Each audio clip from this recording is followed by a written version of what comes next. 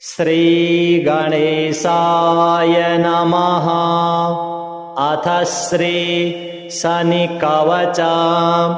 श्रीब्रह्मोवाच शृणुध्वमृषयः सर्वे शनिपीडाहरं महत् कवचं शनिराजस्य सौरेरिदमनुत्तमं कवचं देवतावासं वज्रपञ्जरसंज्ञकं शनैश्चरप्रीतिकरं सर्वसौभाग्यदायकम्।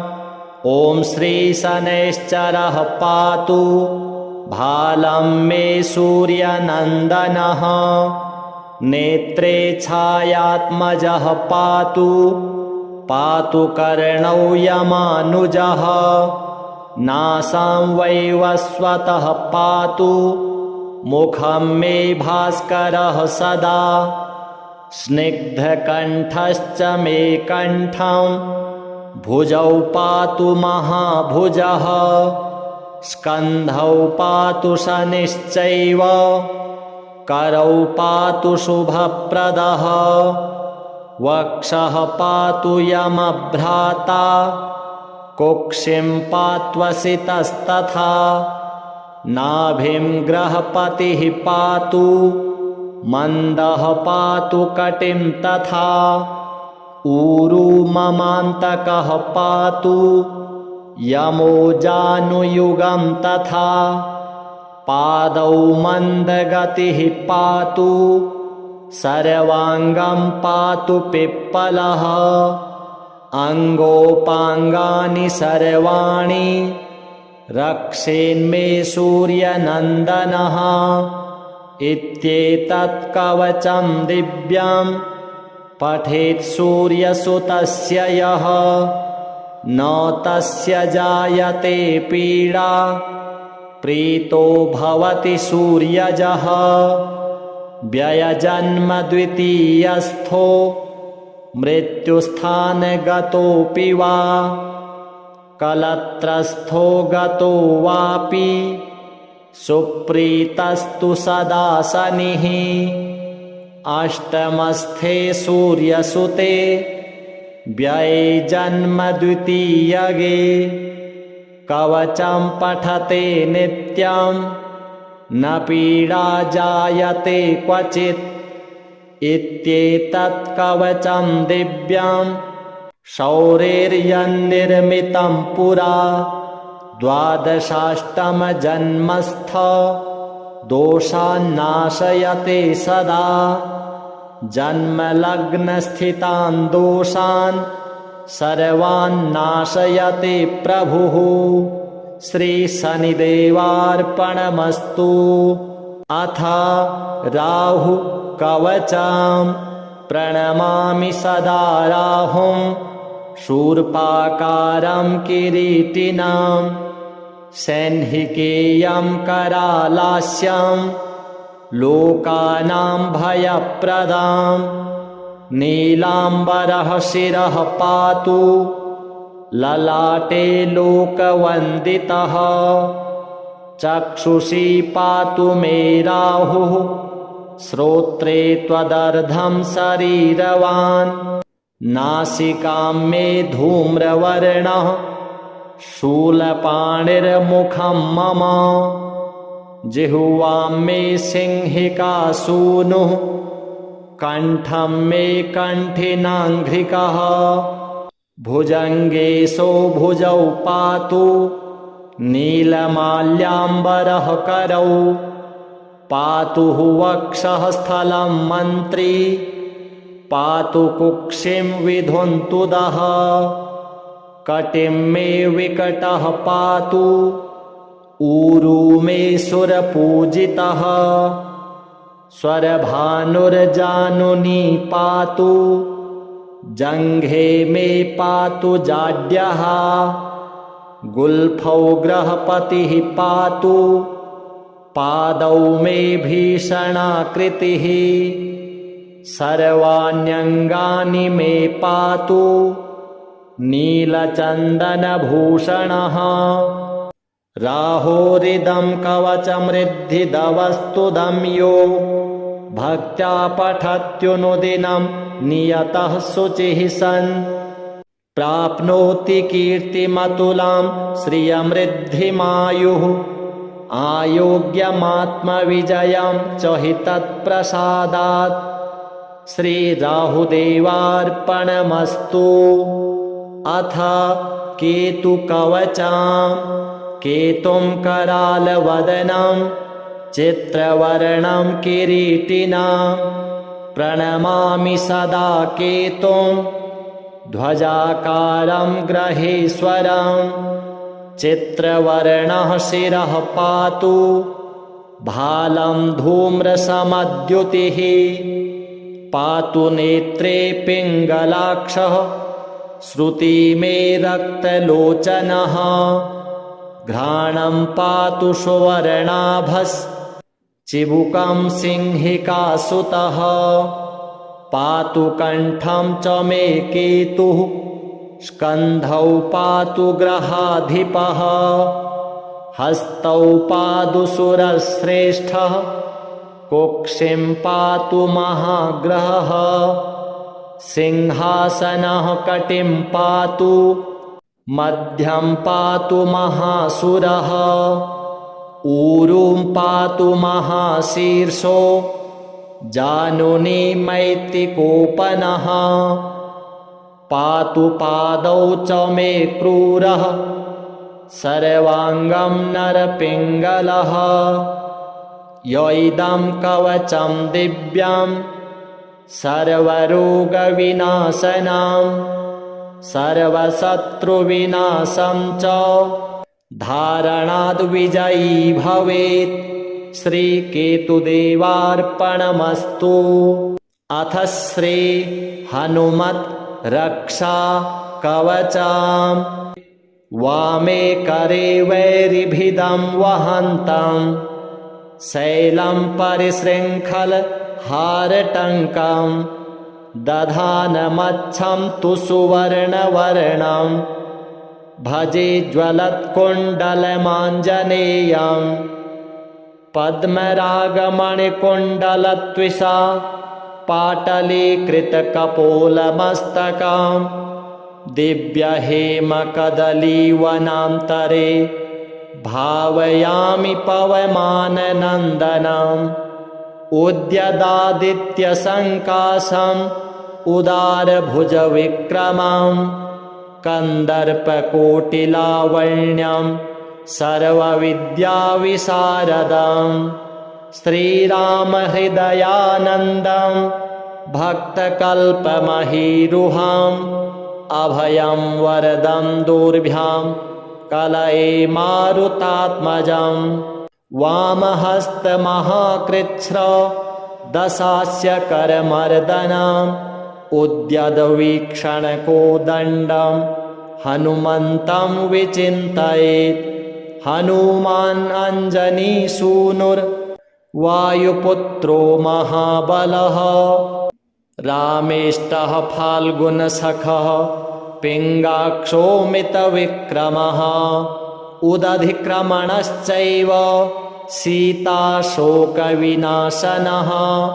लक्ष्मणप्राणदाता च दशग्रीवस्य दर्पः एवं 12 नामानि कपीन्द्रस्य महात्मनः स्वापकाले प्रबोधे च यात्राकाले च यः पठेत् तस्य सर्वभयं नास्ति रणे च विजयी भवेत् उल्लङ्घ्य सिन्धोः सलिलं सलीलं यः शोकवह्निं जनकात्मजायाः आदाय तेनैव ददाह लङ्कां नमामि तं प्राञ्जलिराञ्जनेयं स्फटिकाभं स्वर्णकान्तिं द्विभुजं च कृताञ्जलिं कुण्डलद्वयसंशोभि मुखाम्भोजं हरिं भजे मनोजवं मारुततुल्यवेगं जितेन्द्रियं बुद्धिमतां वरिष्ठं वातात्मजं वानरयूथमुख्यं श्रीरामदूतं शिरसा नमामि। श्रीरामदूतं शिरसा नमामि। श्रीहनुमद्देवार्पणमस्तु। अथ श्रीशनिकवचम्। श्रीब्रह्मोवाच शृणुध्वमृषयः सर्वे शनिपीडाहरं महत् कवचं शनिराजस्य सौरेरिदमनुत्तमं कवचं देवतावासं वज्रपञ्जरसंज्ञकं शनैश्चरप्रीतिकरं सर्वसौभाग्यदायकम्। ॐ श्रीशनैश्चरः पातु भालं मे सूर्यनन्दनः। नेत्रे छायात्मजः पातु पातु कर्णौ यमानुजः। नासां वैवस्वतः पातु मुखं मे भास्करः सदा। स्निग्धकण्ठश्च मे कण्ठं भुजौ पातु महाभुजः। स्कन्धौ पातु शनिश्चैव करौ पातु शुभप्रदः। वक्षः पातु यमभ्राता कुक्षिं पात्वसितस्तथा। नाभिं ग्रहपतिः पातु मन्दः पातु कटिं तथा। ऊरू ममान्तकः पातु यमो जानुयुगं तथा। पादौ मन्दगतिः पातु सर्वाङ्गं पातु पिप्पलः। अङ्गोपाङ्गानि सर्वाणि रक्षेन्मे सूर्यनन्दनः।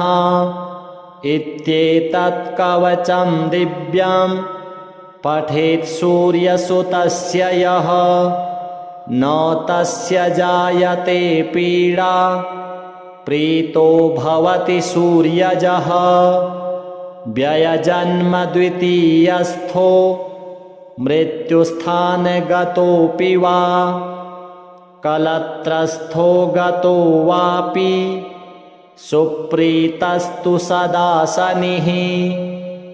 अष्टमस्थे सूर्यसुते व्यये जन्म द्वितीयगे। कवचं पठते नित्यं न पीडा जायते क्वचित्। इत्येतत् कवचं दिव्यं शौरेर्यन्निर्मितं पुरा। द्वादशाष्टमजन्मस्थ दोषान्नाशयते सदा। जन्मलग्नस्थितान् दोषान् सर्वान् नाशयते प्रभुः। श्रीशनिदेवार्पणमस्तु। अथ राहुकवचं प्रणमामि सदा राहुं शूर्पाकारं किरीटिनं। सैन्हिकेयं करालास्यं लोकानां भयप्रदां।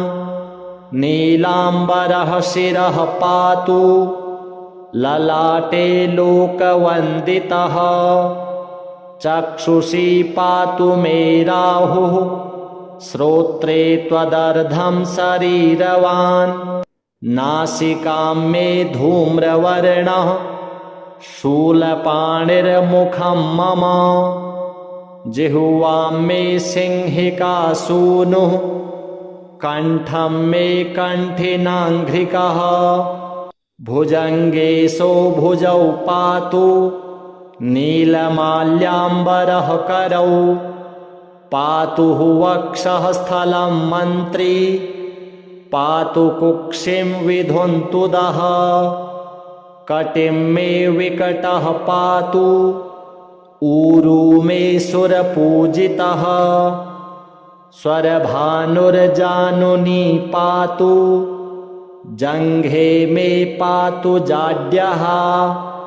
गुल्फौ ग्रहपतिः पातु पादौ मे भीषणाकृतिः सर्वाण्यङ्गानि मे पातु नीलचन्दनभूषणः राहोरिदं कवचमृद्धिदवस्तुदं यो भक्त्या पठत्युनुदिनं नियतः शुचिः सन् प्राप्नोति कीर्तिमतुलां श्रियमृद्धिमायुः आयोग्यमात्मविजयं च हि तत्प्रसादात् श्रीराहुदेवार्पणमस्तु।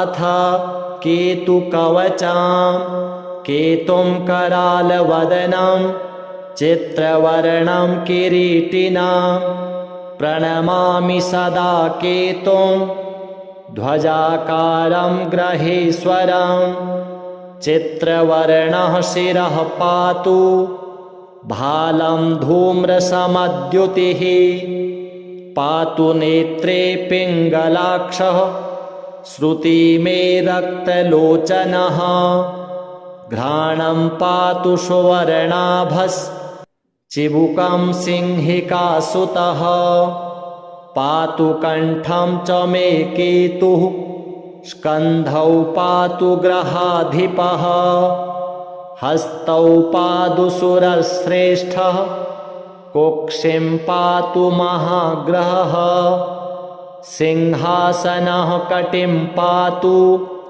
मध्यं पातु महासुरः ऊरुं पातु महाशीर्षो जानुनी मैत्तिकोपनः पातु पादौ च मे क्रूरः सर्वाङ्गं नरपिङ्गलः य इदं कवचं दिव्यं सर्वरोगविनाशनं सर्वशत्रुविनाशं च धारणाद् विजयी भवेत् श्रीकेतुदेवार्पणमस्तु। अथ श्री हनुमत् रक्षा कवचम् वामे करे वैरिभिदं वहन्तं शैलं परिशृङ्खलहारटङ्कं दधानमच्छं तु सुवर्णवर्णं भजे ज्वलत्कुण्डलमाञ्जनेयं पद्मरागमणिकुण्डलत्विषा पाटलीकृतकपोलमस्तकं दिव्यहेमकदलीवनान्तरे भावयामि पवमाननन्दनम् उद्यदादित्यसङ्काशम् उदारभुजविक्रमं कन्दर्पकोटिलावण्यं सर्वविद्याविशारदं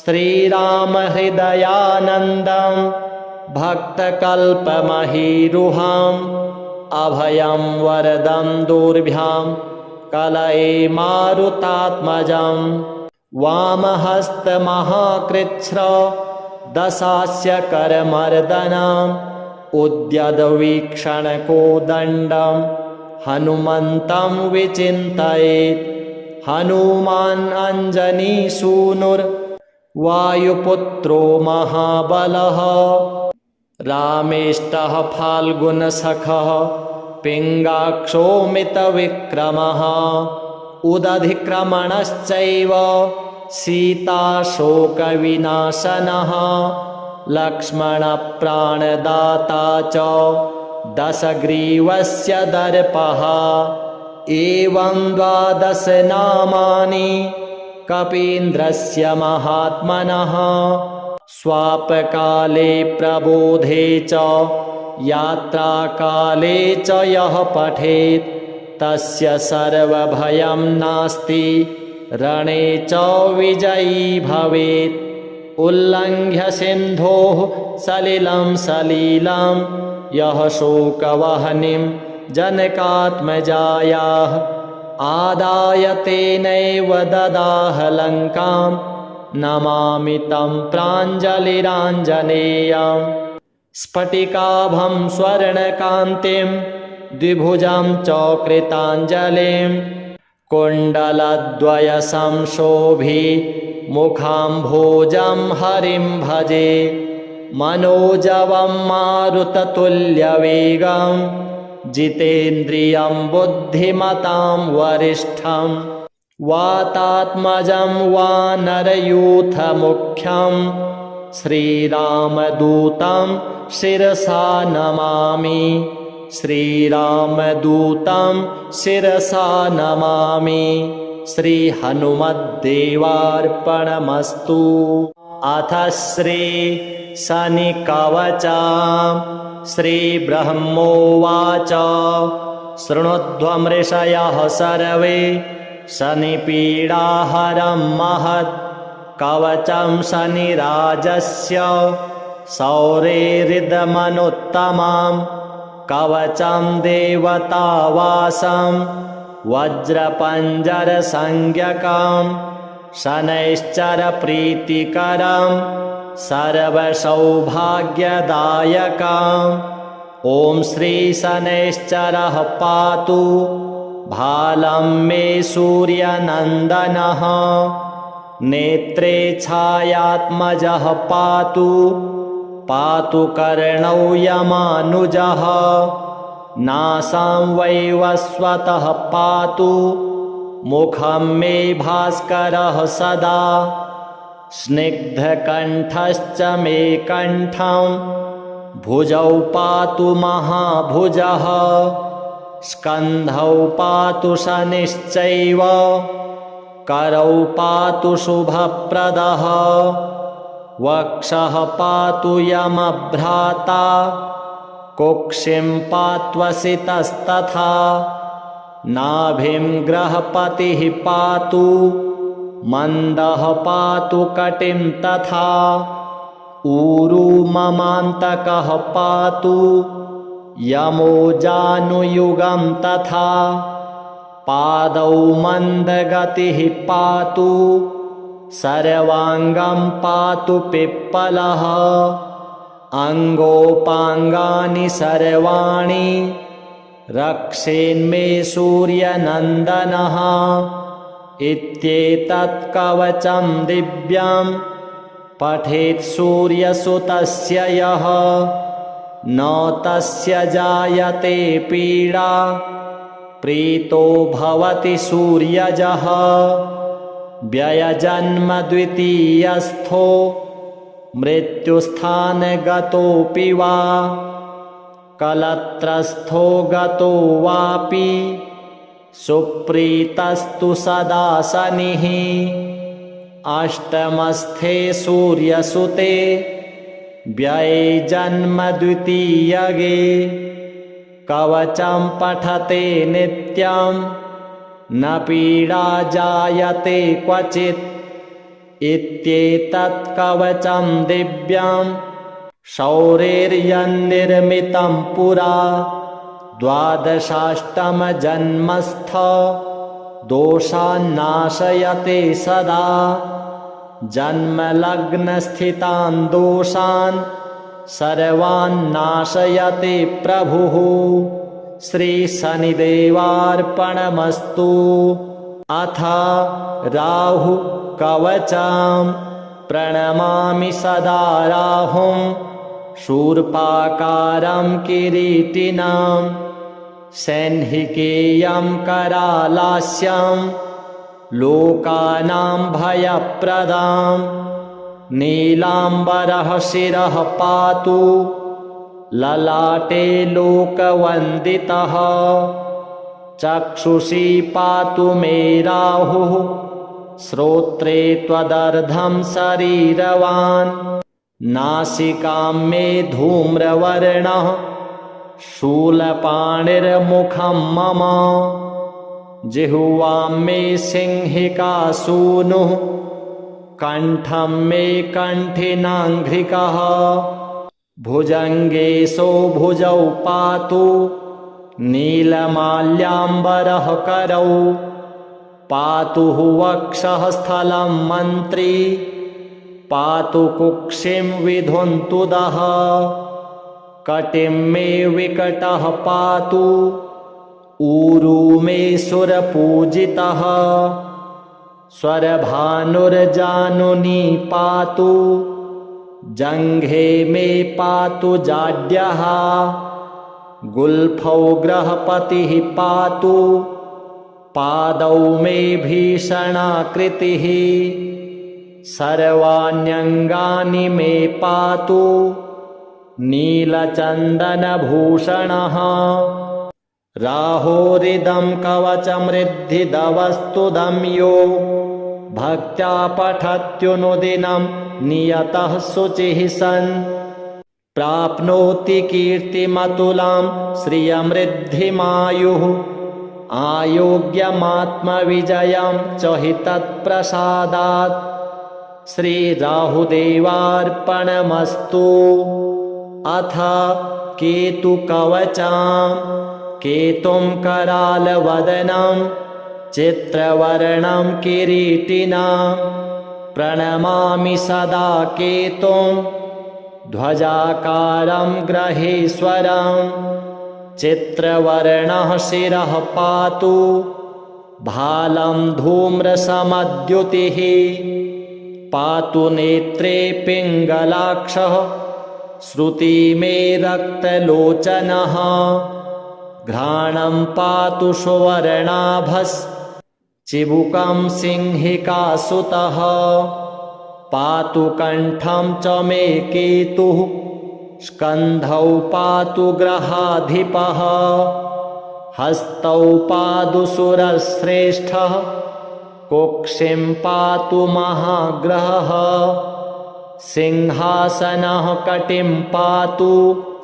मध्यं पातु महासुरः ऊरुं पातु महाशीर्षो जानुनी मैत्तिकोपनः पातु पादौ च मे क्रूरः सर्वाङ्गं नरपिङ्गलः यैदं कवचं दिव्यं सर्वरोगविनाशनं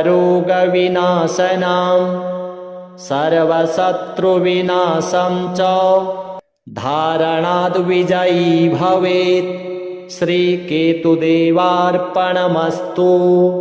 अथ श्री हनुमत् रक्षा कवचां वामे करे वैरिभिदं वहन्तं शैलं परिशृङ्खल हारटङ्कं दधानमच्छं तु सुवर्णवर्णं भजे ज्वलत्कुण्डलमाञ्जनेयं पद्मरागमणिकुण्डलत्विषा पाटलीकृतकपोलमस्तकं दिव्यहेमकदलीवनान्तरे भावयामि पवमाननन्दनम् उद्यदादित्यसङ्काशम् उदारभुजविक्रमं कन्दर्पकोटिलावण्यं सर्वविद्याविशारदं श्रीरामहृदयानन्दं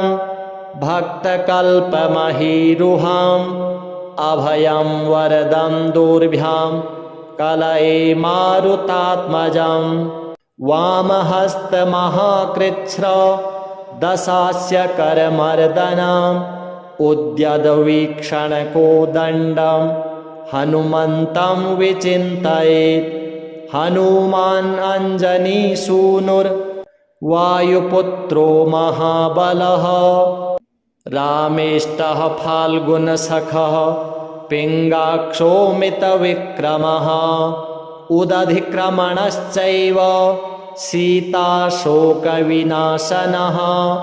लक्ष्मणप्राणदाता च दशग्रीवस्य दर्पः एवं 12 नामानि कपीन्द्रस्य महात्मनः स्वापकाले प्रबोधे च यात्राकाले च यः पठेत् तस्य सर्वभयं नास्ति रणे च विजयी भवेत्।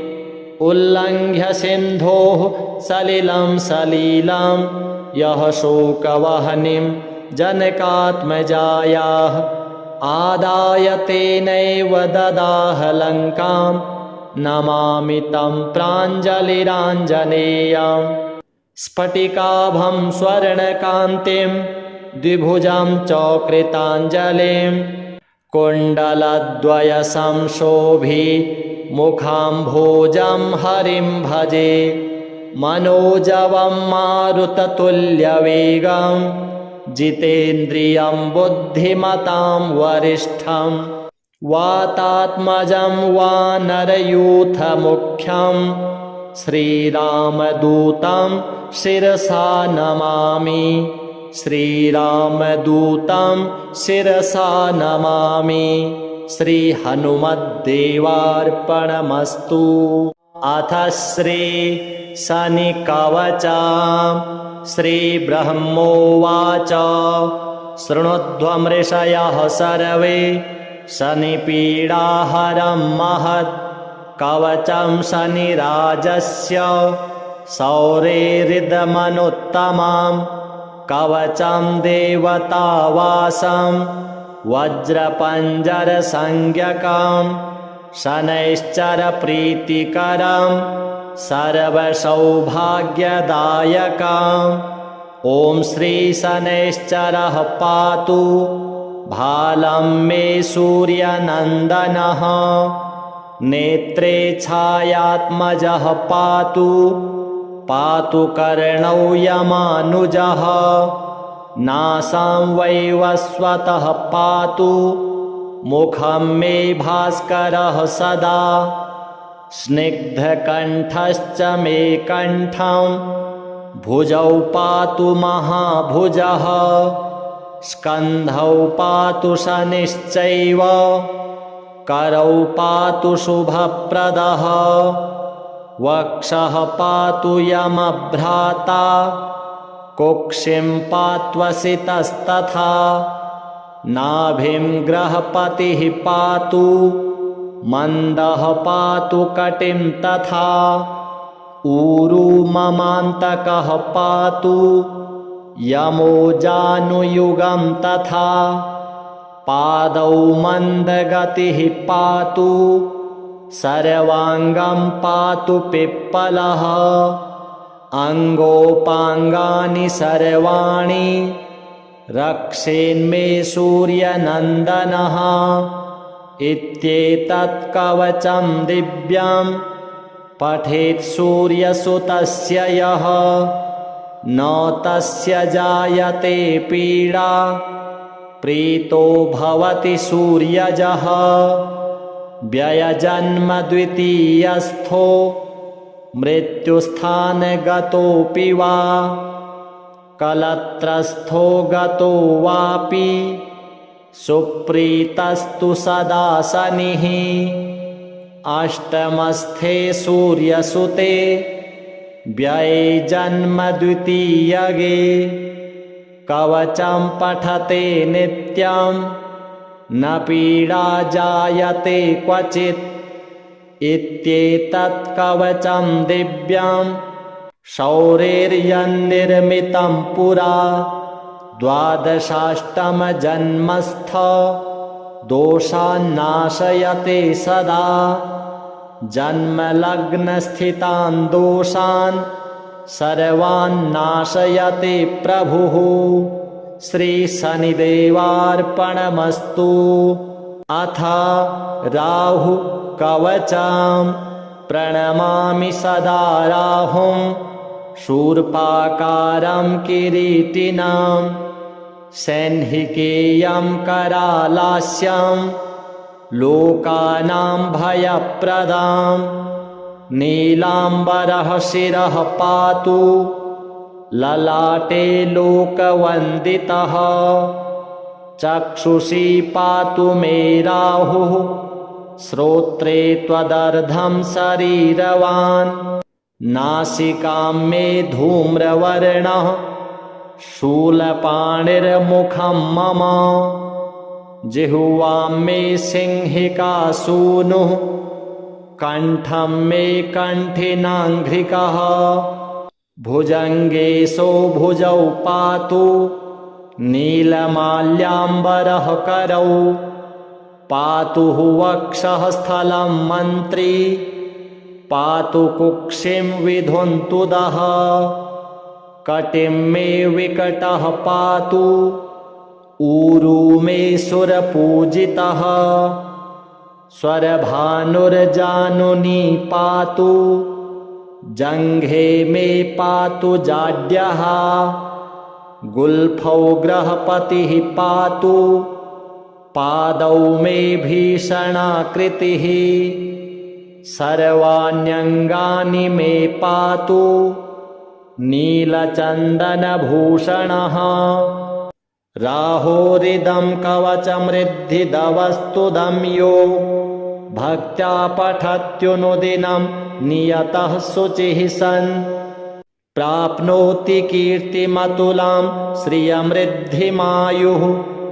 आयोग्यमात्मविजयं च हि तत्प्रसादात् श्रीराहुदेवार्पणमस्तु।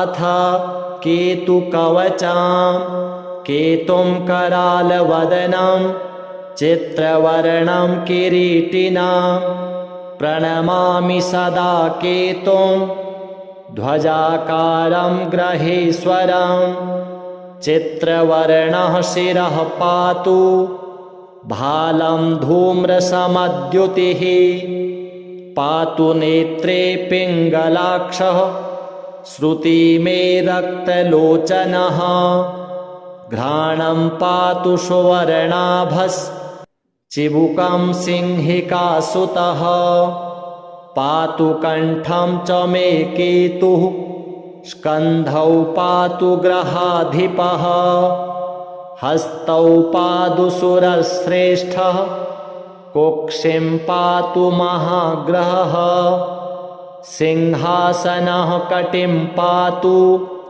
मध्यं पातु महासुरः ऊरुं पातु महाशीर्षो जानुनी मैत्तिकोपनः पातु पादौ च मे क्रूरः सर्वाङ्गं नरपिङ्गलः यैदं कवचं दिव्यं सर्वरोगविनाशनं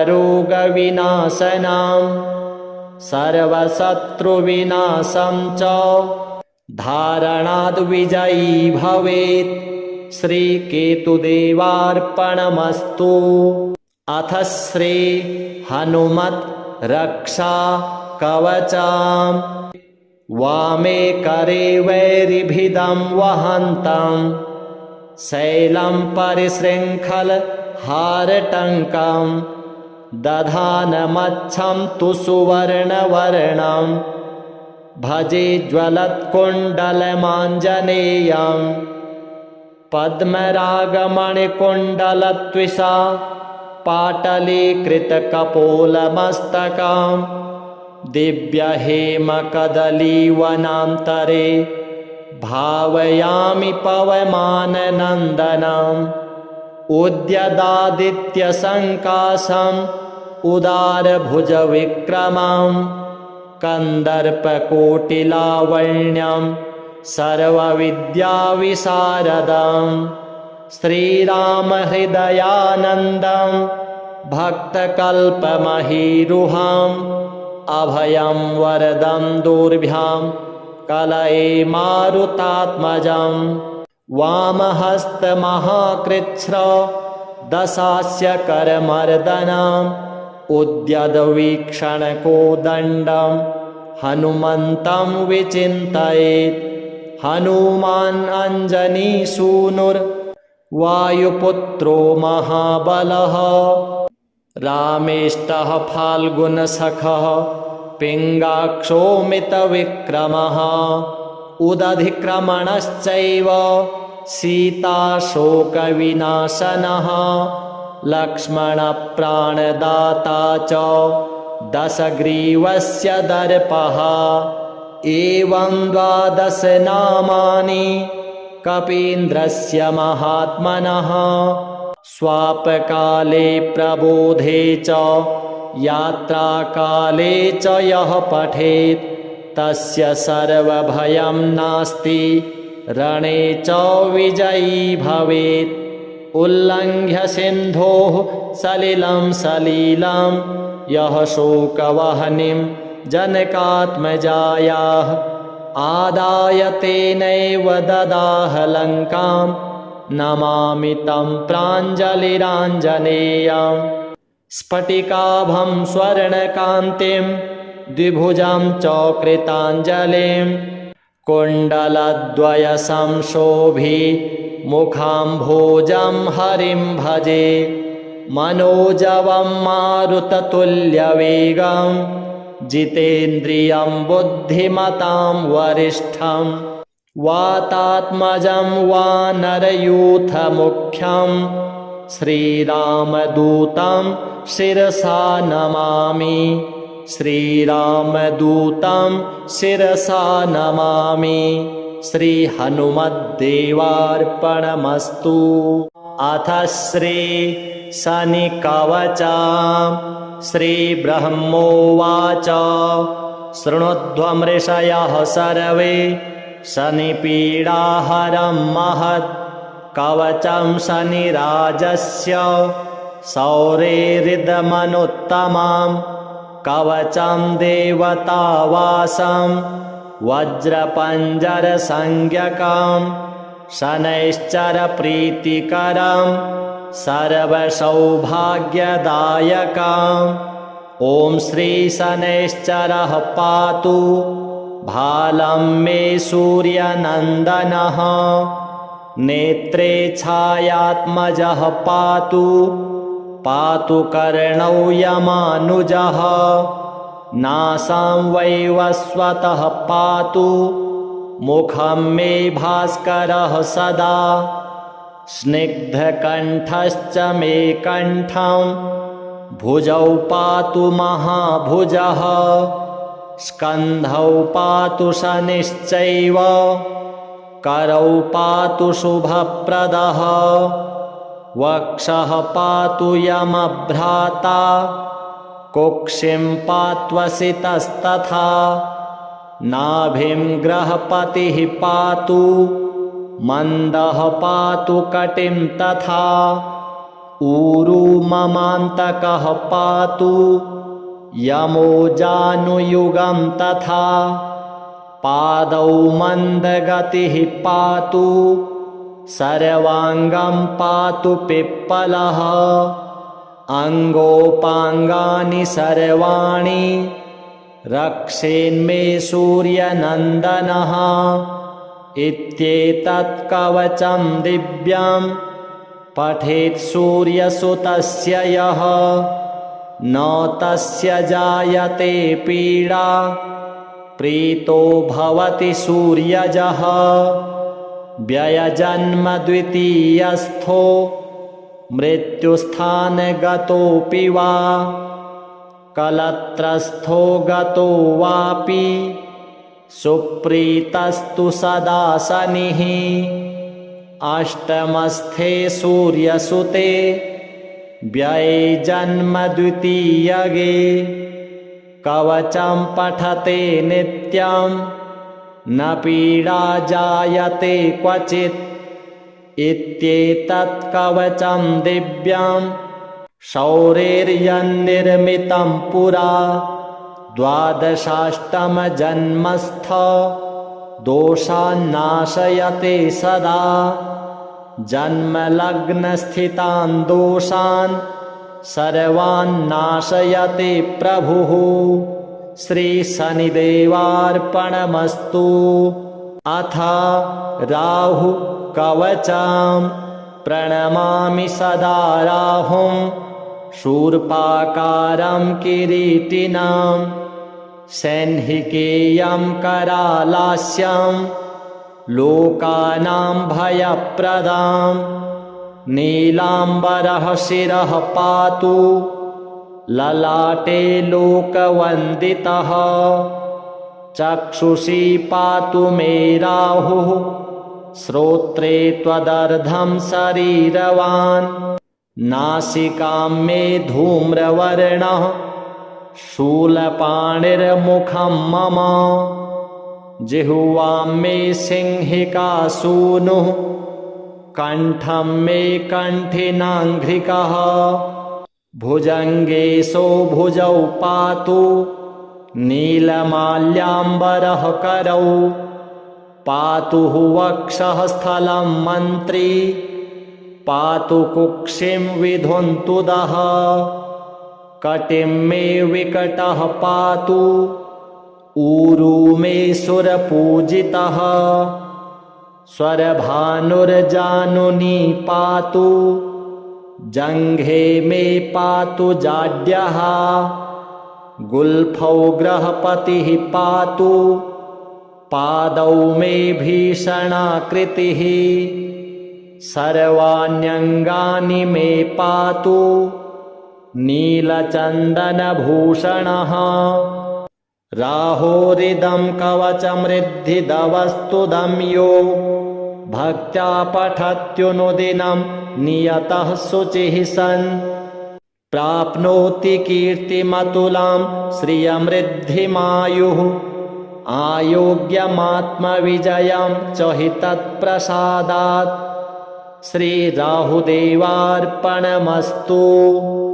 अथ केतुकवचां केतुं करालवदनं चित्रवर्णं किरीटिनं प्रणमामि सदा केतुं ध्वजाकारं ग्रहेश्वरं चित्रवर्णः शिरः पातु भालं धूम्रसमद्युतिः पातु नेत्रे पिङ्गलाक्षः श्रुति मे रक्तलोचनः घ्राणं पातु सुवर्णाभश्चिबुकं सिंहिकासुतः पातु कण्ठं च मे केतुः स्कन्धौ पातु ग्रहाधिपः हस्तौ पातु सुरश्रेष्ठः कुक्षिं पातु महाग्रहः सिंहासनः कटिं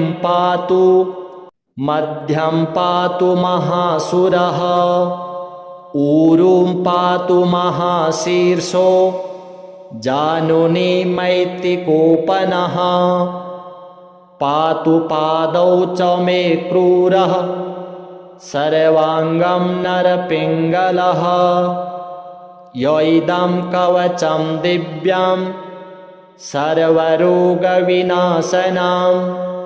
सर्वशत्रुविनाशं च धारणाद् विजयी भवेत्।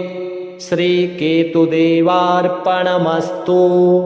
अथ श्री हनुमत् रक्षा कवचम्। वामे करे वैरिभिदं वहन्तं शैलं परिशृङ्खल हारटङ्कं दधानमच्छं तु सुवर्णवर्णं भजे ज्वलत्कुण्डलमाञ्जनेयं पद्मरागमणिकुण्डलत्विषा पाटलीकृतकपोलमस्तकं दिव्यहेमकदलीवनान्तरे भावयामि पवमाननन्दनम् उद्यदादित्यसङ्काशम् उदारभुजविक्रमं कन्दर्पकोटिलावण्यं सर्वविद्याविशारदं श्रीरामहृदयानन्दं भक्तकल्पमहीरुहम् अभयं वरदं दुर्भ्यां कलये मारुतात्मजं वामहस्तमहाकृच्छ्र दशास्य करमर्दनम् उद्यद्वीक्षणकोदण्डं हनुमन्तं विचिन्तयेत् हनुमान् अञ्जनीसूनुर्वायुपुत्रो महाबलः रामेष्टः फाल्गुनसखः पिङ्गाक्षोमितविक्रमः उदधिक्रमणश्चैव सीताशोकविनाशनः लक्ष्मणप्राणदाता च दशग्रीवस्य दर्पः एवं 12 नामानि कपीन्द्रस्य महात्मनः स्वापकाले प्रबोधे च यात्राकाले च यः पठेत् तस्य सर्वभयं नास्ति रणे च विजयी भवेत्। उल्लङ्घ्य सिन्धोः सलिलं सलीलं यः शोकवह्निं जनकात्मजायाः आदाय तेनैव ददाह लङ्कां नमामि तं प्राञ्जलिराञ्जनेयम्। स्फटिकाभं स्वर्णकान्तिं द्विभुजं च कृताञ्जलिं कुण्डलद्वयसंशोभि मुखाम्भोजं हरिं भजे। मनोजवं मारुततुल्यवेगं जितेन्द्रियं बुद्धिमतां वरिष्ठं वातात्मजं वानरयूथमुख्यं श्रीरामदूतं शिरसा नमामि। श्रीरामदूतं शिरसा नमामि। श्रीहनुमद्देवार्पणमस्तु।